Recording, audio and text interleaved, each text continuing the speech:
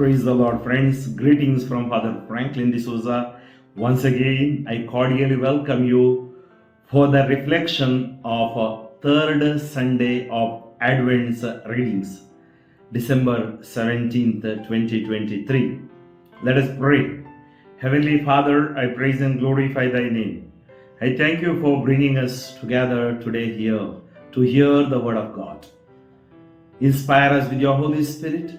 Let this word bring healing and cleanse us. We ask this through Christ our Lord. Amen. We take Isaiah chapter 61 verses 1 to 2 and 10 to 11. The Spirit of the Lord God is upon me, because the Lord has anointed me to bring good news to the poor. He has sent me to bind up the brokenhearted, to proclaim liberty to the captives, and the opening of the prison to those who are bound, to proclaim the year of the Lord's favor. I will greatly rejoice in the Lord. My soul shall exult in my God, for He has clothed me with the garments of salvation. He has covered me with the robe of righteousness, as a bridegroom decks himself like a priest with a beautiful headdress, and as a bride adorns herself with her jewels.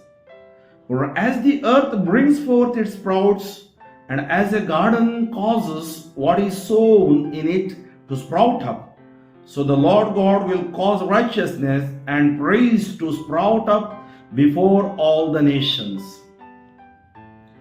Today's responsorial psalm from Luke chapter 1 verses 46 to 48, 49 to 50, 53 to 54. My soul shall exult in my God. My soul magnifies the Lord, and my spirit rejoices in God my Savior. For He has looked on the humble estate of His servant. For behold, from now on all generations will call me blessed. My soul shall exult in my God. For He who is mighty has done great things for me. And holy is His name, and His mercy is for those who fear Him from generation to generation. My soul shall exult in my God.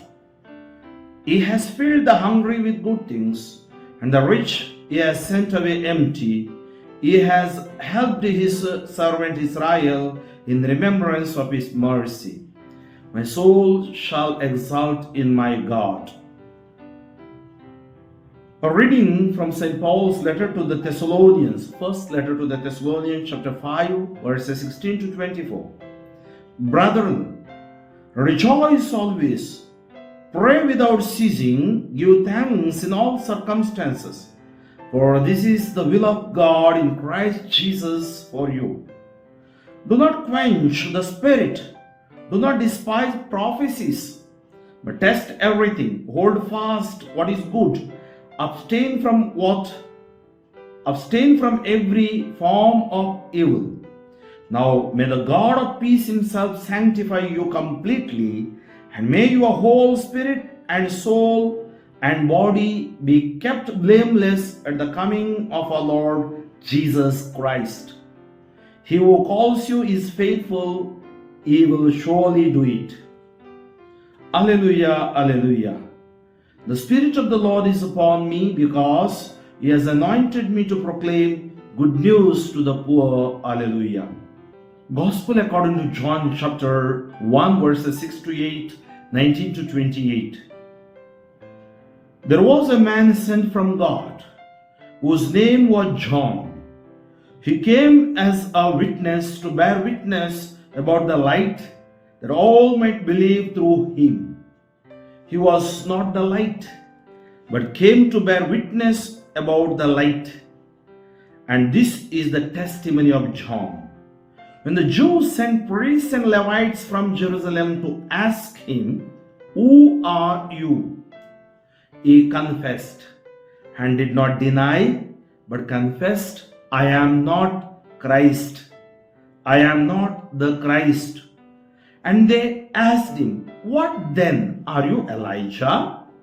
He said, "I am not." "Are you the prophet?" And he answered, "No." So they said to him, "Who are you? We need to give an answer to those who sent us. What do you say about yourself?"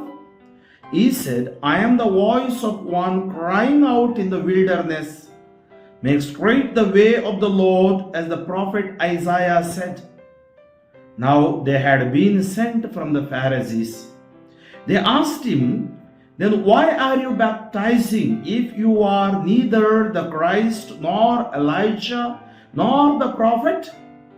John answered them, "I baptize with water, but among you stands one you do not know, even he who comes after me, the strap of whose sandal I am not worthy to untie."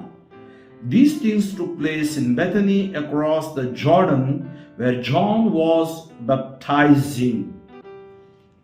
Dear friends, today we call this Sunday, the third Sunday of Advent, as Gaudete Sunday. The word Gaudete is derived from the Latin words gaudium, means joy, and gaudio, to rejoice or be glad. Gaudete Sunday occurs 8 to 13 days before Christmas, and the nearness of the feast is reason for great joy. Gaudete is taken from the entrance antiphon, "Rejoice in the Lord always." Again, I say rejoice. Indeed, the Lord is near. Philippians chapter 4 verses 4 to 5. Advent is a time of joyful expectation and eager preparation for the solemnity of Christmas. Rose represents joy and may be used as the liturgical color for Gaudete Sunday. And we have heard today 3 readings and together with the Psalm from Luke. The first reading gives us hope. Why we have to rejoice? Because there is hope, we have to rejoice. And Israelites had no hope. And during that time, God speaks to Isaiah through his prophecy. He speaks these words, "The Spirit of the Lord is upon me." We know in the Luke chapter 4, when Jesus was given the scroll to read, he took these words. "The Spirit of the Lord is upon me." The Spirit is upon me for what? To spread the good news. God has anointed me to proclaim the good news to the poor, because they are also blessed in the eyes of God. So Christmas is a Lord who came down in poverty. He was born in the manger. We call manger is a cowshed. And where he was born, to show that the good news is not for the rich people, not only for the rich people, but it is for the poorest of the poor. That is the concern of God, because always poor people, they undergo injustice. All the laws, regulations around the world that hurts the poor. It's easy to love the rich people. Industrialist, it's very difficult to love the poor people. It's challenging to love the poor people. And God is the God of the poor. So God wants to do justice by sending His Son to the world. Those who are lost, to bring them back. Those who are hurt, to heal them. Those who are imprisoned, to visit and bring them out. Those who are sick, make them to be healed. This is the plan of God. And then we see the rejoice. I will greatly rejoice in the Lord. The second part of the first reading. Why I will rejoice? Because my God is with me.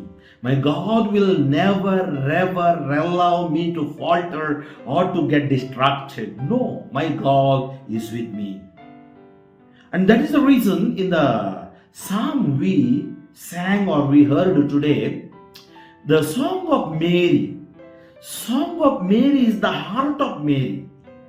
Mary, when she received the word, she profoundly obedient to the word. That means she gave a profound obedience to the word, to the will of God, and surrendered totally to God and trusted in the word of God. She said she's a humble servant, a poor, a girl in somewhere in Joachim and Anne's house, and not recognized. Christ recognizes those people are not recognized. That means the poor. And that's the reason, if you see her heart in this our Magnificat or this song, my soul magnifies. She's not worried.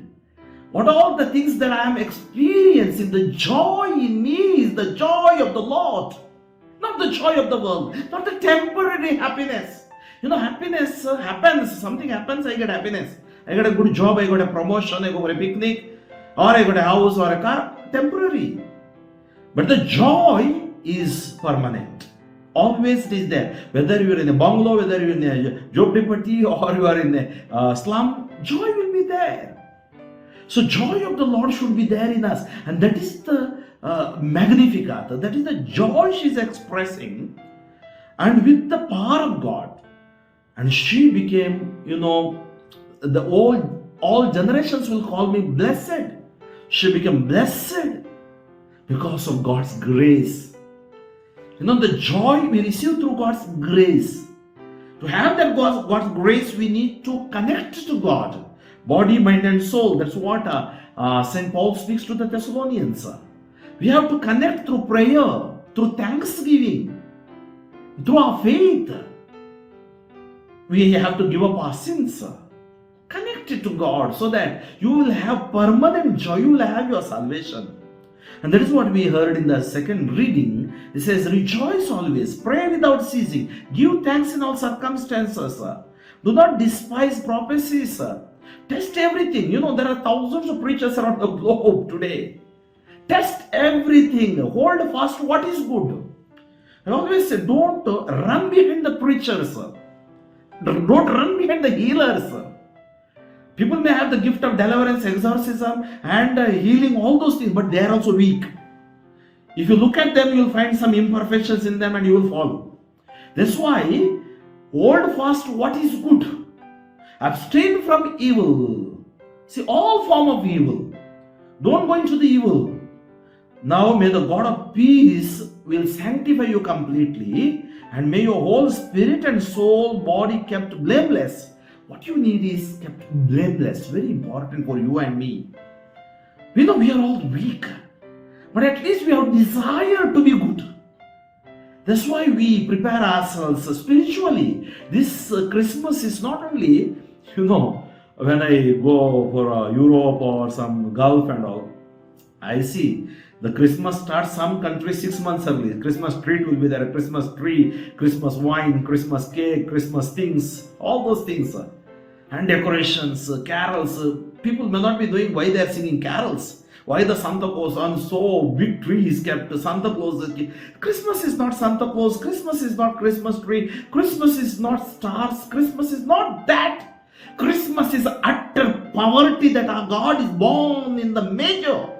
That is the poverty. Understand that Christmas. Don't have colorful Christmas. Have a real Christmas. A spiritual Christmas.